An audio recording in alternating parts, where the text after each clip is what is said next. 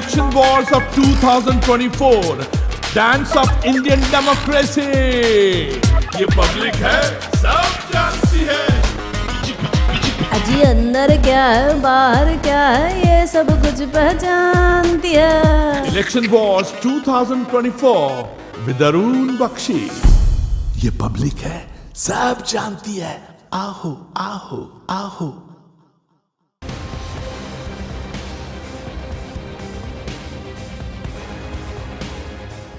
ये पब्लिक है, ये सब जानती है. अंदर क्या है, बाहर क्या है, ये सब कुछ पहचानती है. लेकिन आज की पब्लिक को पता है कि मेरे साथ जो शख्सियत बैठी है वो बड़ी खुददार है. ही is a self made personality. उन्होंने कभी भी अपने नाम का जो सरनेम है उसका कभी फायदा नहीं उठाया. पॉलिटिकल ठोकरें लगी होंगी लेकिन इन्होंने ठोकरों को उस्ताद बना दिया. और नाम भी ऐसा है जो कि हर रण को जीतने वाला नाम है.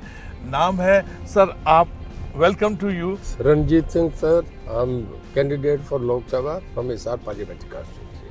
Fantastic. Ranjit Singh Chautala. Chautala word, name, surname, उपाधि जो भी है इन्होंने कभी उसका फायदा नहीं उठाया. ही is a self made man. Sir ये बताएं कि आपने पॉलिटिकल ठोकरें खाई हैं, आपने बहुत सारे चुनाव जीते हैं, बहुत सारे स्टेटस जीते हैं. आज की डेट में आपको बीजेपी ने आपको आशीर्वाद दिया है, आपको कैसा लग रहा है? क्योंकि बहुत जीवन में लड़ा हूँ, क्योंकि जो देवलाल का बेटा हूँ, इस करके मुझे सदा से फैमिली में एक इज्जत तो मिली. एक अच्छे घर में जन्म हो गया. जो देवलाल का नाम था साथ, तो उनका नाम ही होना it self is a position. परमात्मा से मांगी रोटी एक मुझे फालतू मिली. बढ़िया एजुकेशन मिल गई. तो मैं जीवन में ये समझ के करा कि अच्छे काम करेंगे. अच्छे काम में जो देवलाल का नाम चला था. मुझे मेरे जीवन में कभी आज तक दाग नहीं लगा. मैं 87 में पहली बार MLA का चुनाव लड़ा, पहली बार कैबिनेट बना. हमारे हरियाणा विधानसभा में इस वक्त जो हाउस है उसमें सबसे पुराने हम मेंबर हैं. 177 में बना, बाकी हम 87 में. मैं रघुवीर सिंह का ध्यान तब से लेके आज तक हम आ रहे हैं. और मैं भजनलाल जी के सामने चुनाव लड़ा, ओम प्रकाश जी के सामने चुनाव लड़ा, बड़े भाई हैं उनके सामने भी चुनाव लड़ा. कभी ज़िंदगी में अपने आप को हथियार नहीं डाले. मेरे फादर डिप्टी प्राइम मिनिस्टर थे, ओम प्रकाश जी चीफ मिनिस्टर थे. एक महम बाई इलेक्शन आया था जिसमें गोलियां चल गई, महम से मेहम बन गया था. और I led a revolt with 6 ministers कि we can not say that council of minister where mask and booth captain we do this associate. इस्तीफा दे के बाहर आ गया. उस दिन बड़ा नेता नहीं बना था. ये सवाल था कि घर में जाऊंगी माँ क्या कहेगी, फादर क्या कहेंगे. मेरे सामने बड़ी मुश्किल थी. होटल में रह के मैंने कुछ दिन अपनी ज़िंदगी गुजारी, पर उसके बाद मैंने ये नहीं करा कि मैं सरेंडर कर दूँ. ज़िंदगी में कभी सरेंडर. मेरे फादर भी चैलेंज दे के लड़ते थे, मुझे भी अच्छा लगता है. कई चुनाव हारा, कई जीता. पिछली बार कांग्रेस ने टिकट नहीं दिया, बाहर निकल के आया. लोगों ने कहा तुम खड़ा हो. मैं इंडिपेंडेंट चुनाव लड़ा, सभी के जमानते जब जितनी पार्टी थी सब. और उसके बाद मैं 25,000 से वोट चुनाव जीत के आया. क्या बात है. आप देखिए, पहले नाम का इन्होंने कभी फायदा नहीं उठाया. Correct. It means he is a खुददार, he is a self respecting man. और दूसरी बात, पहली बार लोक दल से इन्होंने चुनाव लड़ा. फिर उसके बाद पॉलिटिकल ठोकर पड़ी. उसके बाद ये कांग्रेस में गए, कांग्रेस में जाके इन्होंने चुनाव लड़ा. उसके बाद जब दाल नहीं गली तो फिर उसके बाद इंडिपेंडेंट, जो ये कह रहे हैं कि सबकी आसपास जितने भी लोग थे उनकी जमानत जब्त हो गई. Only you one with hands down. या जी जी जी. उसके बाद क्या हुआ सर? उसके बाद एक हंग असेंबली आ गई. मुझे माननीय मनोहर लाल जी का फ़ोन आया काउंटिंग से पहले दिन. मुझे उन्होंने धन्यवाद किया. नहीं, मुझे कहने के चलो साहब बधाई, आप चुनाव जीत रहे हैं. काउंटिंग अगले दिन होनी थी. मैं कहने का साहब अगर स्टेट का इलेक्टेड पर्सन एक नंबर चीफ मिनिस्टर मुझे ये कहे कि तुम चुनाव जीते हो तो मेरा आत्मविश्वास और मौजूद है. उसके लिए मैं आपका धन्यवाद करता हूँ. वो कहने के नहीं, हमें अच्छे आदमी आगे साथ चाहिए, हम चाह रहे हैं आपका साथ मिले. मैं कहने मैं चो देवलाल का बेटा हूँ, खुददार आदमी हूँ. जिस कांग्रेस की खिड़की पे मुझे टिकट नहीं मिला वो छोड़ के आया हूँ. अगर कांग्रेस के 52 आ गए, आपके 37 हुए, तो 37 + 1 लिख लेना. रिजल्ट तो कल आएगा, मैं आपके साथ हूँ. और उसके बाद सीधा मैं उनके पास गया. पहला मैं कैंडिडेट था जिसने अनकंडीशनल बीजेपी को सपोर्ट करा। और मुझे उन्होंने, जब मनोहर लाल जी ने कैबिनेट बनाने लगे तो हाईकमांड से जाके ये कहा किसी को कुछ बना तो मुझे कोई नहीं, आप हाईकमांड है जो बनाओ। एक आदमी का नाम दे के जा रहा हूँ, रणजीत सिंह, एक्सपीरियंस आदमी, मुझे उसे कैबिनेट में जगह चाहिए। मुझे कैबिनेट में लिया। जब 5 की कैबिनेट रहेगी, जब नायब सिंह सैनी बने तो 5 की कैबिनेट में भी हम 17 से 10 जेजेपी के, 7 हम इंडिपेंडेंट। 17 में से 1 की सिलेक्शन होनी थी, मुझे 17 में से फिर लिया और मुझे कैबिनेट में नायब सिंह सैनी जी के कैबिनेट में है पावर मिनिस्टर। मैं राष्ट्रपति से अवार्डेड हूँ पावर के मामले में। कर्नाटक के बाद सोलर कंजर्वेशन में वी आर नंबर 2। ओहो, वाह वाह वाह, राष्ट्रपति से सम्मानित है। सम्मानित है, वाह वाह, क्या बात। और हमारा हरियाणा में लाइन लॉस जो है वो रिकॉर्ड है। हरियाणा इंसेप्शन के बाद आज तक कभी भी 1 डिजिट में नहीं है, हमारा 9.05 है।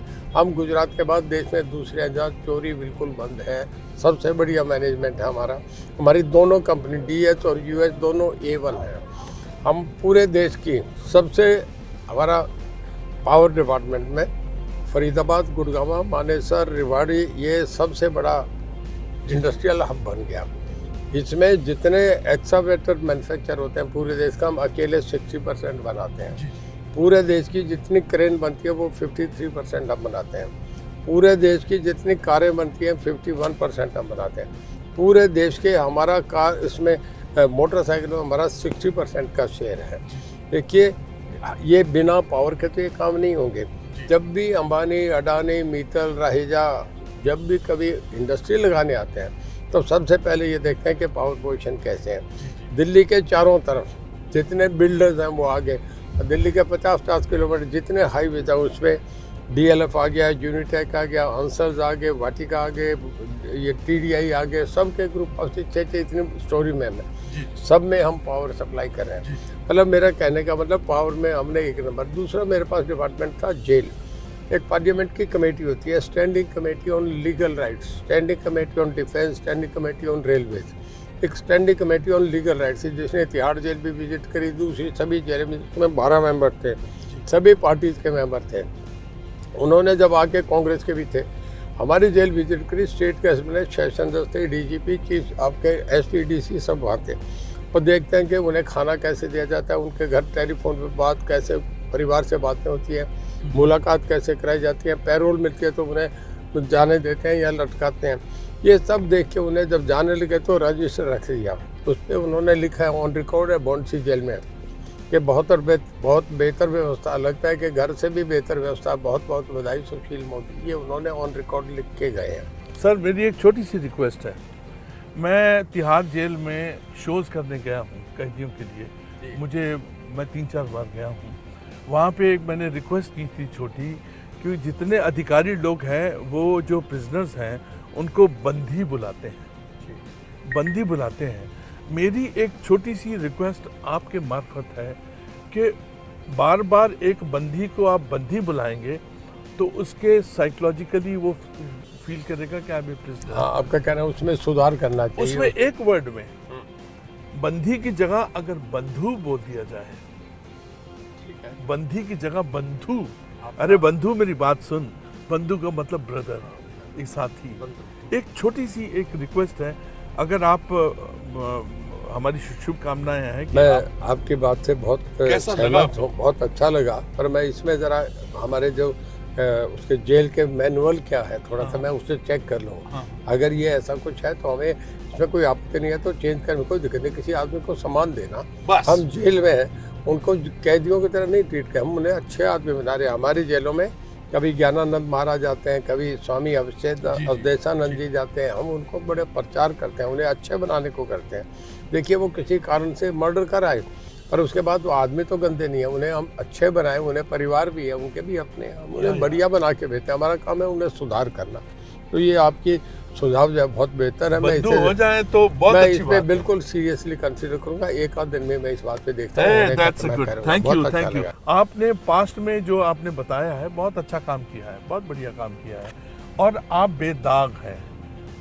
एक ऐसा पॉलिटिकल करियर जिसमें के कोई भी शिकायत नहीं है, ये बहुत बड़ी बात है। कोई दाग नहीं इनके ऊपर। लेकिन आपका इस वक्त आप शुभकामनाओं से जीतेंगे, अपनी गुडविल से जीतेंगे, तो आपका विजन क्या रहेगा हरियाणा के लिए? ओके, क्या नई चीज करना चाहेंगे आप? कि मैं आजकल लोग बहुत देखिए, आजकल मैं आपसे बताऊं, एक बाबा आदम के ज़माने में एस्टेब्लिश फैक्ट है कि 1800 साल में जितना आदमी ने ज्ञान अर्जित करा इंफॉर्मेशन टेक्नोलॉजी से पहले पिछले 150 साल में कर लिया। 1800 साल का टेबल 150 साल के बराबर आ गया। जितना 150 साल में अर्जित करा उतना पिछले 18 साल में आईटी की वजह से हो गया। मैं ये समझता हूँ कि अब अगर हमें कोई मौका मिलता है तो दुनिया बहुत छोट बन गई। आज आप चंद्रयान पे भी बैठ के जो कुछ और आपको मिनट मिनट खबर आ रही है। हमारे मोदी साहब ने जैसे एक बनाया है कि दुनिया की 5 बड़ी अर्थव्यवस्था, उसमें हिंदुस्तान एक हो गया। कोई नारेबाजी की बात नहीं है, तो यूएनओ के चार्टर में है। वर्ल्ड की 4 जो बेस्ट मिलिट्री है उनमें एक हो गई। तो मैं ये चाह रहा हूँ कि जब कोई मौका मिले, मैं मेरे प्रदेश का, जैसे हमारा हिसार है, मेरी पार्लियामेंट्री कॉन्स्टिट्यूंसी, इसमें वर्ल्ड का सबसे बड़ा एयरपोर्ट है जो सैंक्शन हो गया, 7200 एकड़ में बन रहा है। 7200 दिल्ली का जो है या आपका जो जेवर का है वो 5500 एकड़ में है। हमारा 7200 एकड़ में। हमारे पास हरियाणा गवर्नमेंट के पास यहाँ हिसार शहर में इटसेल्फ में 17,000 एकड़ ज़मीन है। कितने कार्गो जाएंगे, कितने वेयर हाउसेज जाएंगे, कितने होटल जाएंगे, कितनी टैक्सीज आएंगी, इंसिडेंटल डेवलपमेंट बहुत होंगे। हमारा बड़ा टारगेट है, मैं ये समझता हूँ कि नॉर्दर्न इंडिया के दिल्ली के बाद नॉर्दर्न इंडिया का हिसार सबसे बड़ा डेवलपिंग शहर बनेगा। तो मेरा ये कोशिश होगा, मेरे पुराने संबंध से जितने मिनिस्टर था उनमें मैं आप समझो कि 50% लोगों को मैं पर्सनली जानता हूँ। मेरा जो एक पीछे का एक्सपीरियंस है, मुझे जो मेरी जानकारी है, मुझे उनसे जो मेरे रिलेशन है, मैं चाहूँगा कि हिसार को मैं एक बहुत बड़े इंफ्रास्ट्रक्चर पे लेके आऊँ, हिसार के लिए अच्छा डेवलपमेंट करूँ, ताकि लोग ये कहें कि जब रणजीत सिंह को एक बार मौका मिला था तो हिसार के लिए ये करके गया। यही सब कुछ है। दुनिया में कोई ये नहीं देखता कि किसके कितनी इंडस्ट्रीज है। जब कोई आदमी नहीं रहता तो ये कहते हैं कि वो आदमी अच्छा था या बुरा था, यही उसका चर्चा चलता है। मैं चाहूँगा कि एक मौका मिले तो मैं इस शहर के लिए जितना बढ़िया से बढ़िया करके मैं जा सकूँ। जो शहरों की जो नई जवानों की, जो नए बच्चों की सोच है, जो आजकल अमेरिका के बच्चे कर रहे हैं, जो आपके इजराइल के बच्चे कर रहे हैं, जो टेक्नोलॉजी से दुनिया आगे बढ़ रही है, मैं चाहूँ हिसार को सबसे बड़ा आईटी का हब बनाऊँ। क्या बात है sir, it's a very progressive arithmetic progression वाली थिंकिंग है आपकी। सर, जब से मोदी जी आए हैं पिछले 10 साल से, कितने ज़्यादा एयरपोर्ट्स बने हैं अभी तक? एग्जैक्ट नंबर तो मैं नहीं कह सकता, पर मेरे ख्याल में बहुत तेज़ी से बने। मैं भी कई बार जो तरह से सिंधिया के वो जो स्टेटमेंट देखता हूँ ऑनलाइन आते हैं, मेरे ख्याल में 30 to 40% पिछले 9 साल में जो पहले का था उससे इससे ज़्यादा बड़े बन के आए। मैं ये पूछना चाहूँगा कि एक ही फैमिली के 3 सदस्य हैं, चौटाला फैमिली के 3 सदस्य हैं, उसमें ससुर चाचा आप हैं और एक देवरानी है, एक जेठानी है। ये तो चौटाला परिवार तो एक ऐसा शक्तिशाली है, देवीलाल जी की ब्लेसिंग्स हैं, और आपके जो पूर्वज हैं वो स्वतंत्र सेनानी हैं, और आपकी फैमिली तो एक it's a first family of Haryana, right. तो इसमें एक परिवार के 3 लोग आपस में एक ही सीट के लिए लड़ रहे हैं सर, इसके बारे में आपका रिएक्शन क्या है? देवीलाल एक बहुत बड़े डेमोक्रेट थे, अपने आप में एक बहुत बड़े इंस्टीट्यूशन थे। एक उनका वक्त था जब उन्होंने वीपी सिंह को प्राइम मिनिस्टर बना दिया, उन्हें हटा के चंद्रशेखर को बना दिया। मुलायम सिंह लालू उन्हीं की क्रिएशन है, और वो ऐसी पोजीशन पर रहे। उन्होंने खुल के कहा था कि कोई डेमोक्रेसी में कुछ करे। आप देखिए, प्रजातंत्र की एक लाइन की परिभाषा है कि जहाँ विचारों का विरोधाभास हो उसे प्रजातंत्र कहते हैं। मैं जो ओम प्रकाश जी बड़े थे चीफ मिनिस्टर, मैं एज चीफ मिनिस्टर उनके सामने चुनाव लड़ा। मुझे उसमें कोई नहीं, पर हमारे आपस में भाईचारा, परिवार के रिश्ते वही रहते हैं। हमारे परिवार की पराकाष्ठा वही, आपस में ब्याह शादी वैसे ही आते जाते हैं। हाँ। अब हमारे बच्चे चुनाव लड़ रहे हैं, सीख रहे हैं अपनी ज़िंदगी, मुझे कोई एतराज़ नहीं। हमारे फादर से लोग कहा करते थे कि आपका उत्तराधिकारी ओम प्रकाश होंगे या रणजीत सिंह। ये पहले कि मैं 90s की बात कह रहा हूँ, तब ये करते हैं उत्तराधिकारी देवीलाल नहीं तय कराएगा, जनता तय करेगी। अब इस चुनाव में पता लग जाएगा कि लोग मुझे वोट देते हैं, उनको देते हैं, किसको मानेंगे। हम तीनों में जिसको मानेंगे वो उत्तराधिकारी होगा, जो देवीलाल की लीगेसी होगी। सर, एक बात बताएं कि आपका कांग्रेस में थे, लोकदल में थे, इंडिपेंडेंट में थे, तो आपका फिर बीजेपी में किस तरह से आप आए हैं? मैंने आपसे बताया ना, कांग्रेस ने मुझे टिकट नहीं दिया। जब टिकट पे मुझे डिनाई कर दिया तो मेरे लोग मुझे कहने के, रणजीत सिंह टिकट तो हम देंगे, विधानसभा हम भेजेंगे ना, हमारे वोट से जाएगा। विधानसभा लोगों की संपत्ति है, it's investment of the people, not parties. आप खड़े हो, मैं खड़ा हो गया, मुझे उन्होंने 25,000 से जिताया, जैसे मैंने बताया सबकी जमानतें जब्त, और एक हंग असेंबली आ गई, मैंने बीजेपी में समर्थन दे दिया, मुझे कैबिनेट मिनिस्टर बनाया। मेरे सब बड़े नेताओं से बड़े अच्छे रिलेशन मिल गए। फिर जो मेरा कार्य था, मेरे कार्य प्रणाली, मेरा दायित्व है, जो मैंने बढ़िया परफॉर्म करा, गडकरी साहब की तरह मेरी परफॉर्मेंस बहुत बढ़िया है हरियाणा में। तो इस बात से मेरा लोगों से रिलेशन, मेरी पब्लिकली भीड़, मैं 70-70 हज़ार की भीड़ कर देता हूँ। ये सब देख के बीजेपी ने समझा कि एक ठीक आदमी है, जो देवलाल की लीगेसी है, इसे आगे बढ़ाना चाहिए। बीजेपी ने मुझे आगे बढ़ाया, और मैं मोदी साहब का बहुत इस बात के उनका धन्यवाद करता हूँ, उनका, अमित शाह जी का, नड्डा साहब का, हमारे माननीय मनोहर लाल जी ने मुझे बहुत आगे बढ़ाया। अच्छा। और इन्होंने बीजेपी में मुझे, मैं आपसे बता रहा हूँ, मुझे आधा घंटा पहले ज्वाइन करके मुझे पार्टी का टिकट मुझे नवीन जिंदल को बुला के दिया। तो मैं जिस पार्टी के आज टिकट पे कोई बन सकता है। जनरल वीके सिंह जाके गाजियाबाद में 2 बार 7-7 लाख से बन गए, हरियाणा के आदमी। ये उन्हीं की सीट है?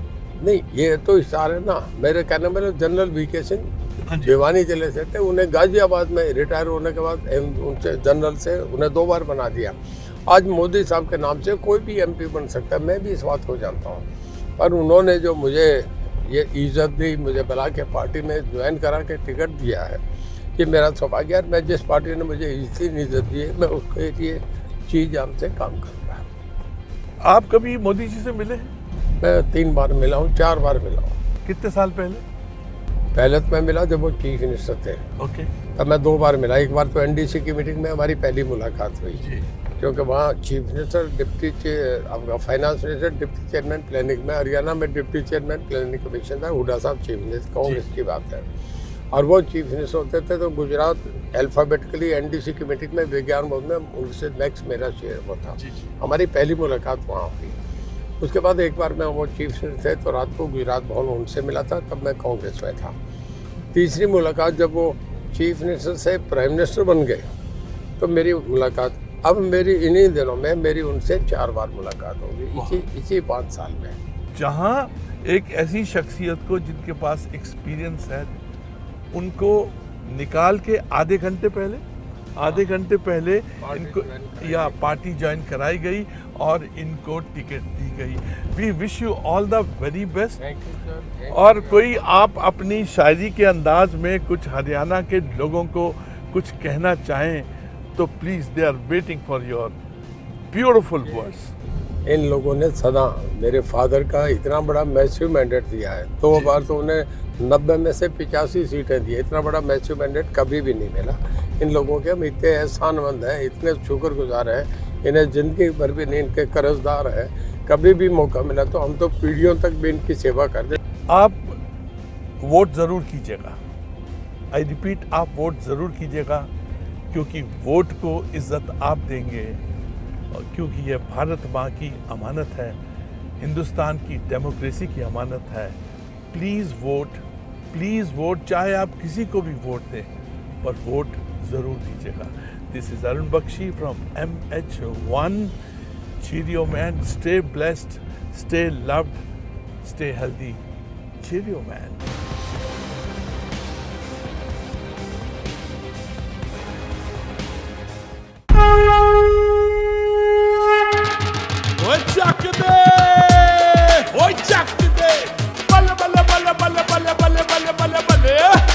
Election wars of 2024.